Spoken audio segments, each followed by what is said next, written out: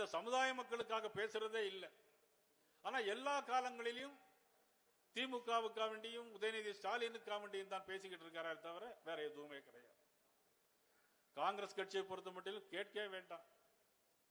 காங்கிரஸ் கட்சி இன்னைக்கு தமிழகத்தில் இருக்கா இல்லை என்று கூட தெரியாது யாருக்கும்.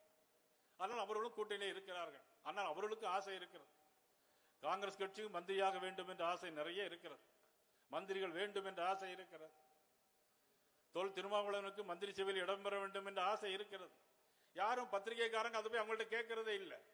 நீங்க மந்திரியாக ஆசைப்படுகிறீர்கள் அப்படின்னு சொல்லி கேட்கவே இல்லை.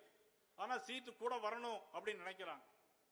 ஆனா எனக்கு தெரிஞ்ச தகவல் இன்னைக்கு திமுக வட்டாரத்திலிருந்து எல்லா கட்சிகளும் காங்கிரஸ் கட்சிக்கும் விசிக கட்சிக்கும் மற்ற எல்லா கட்சிக்கும் 2 சீட்டு எண்ணிக்கையை குறைக்க போறாங்களாம்.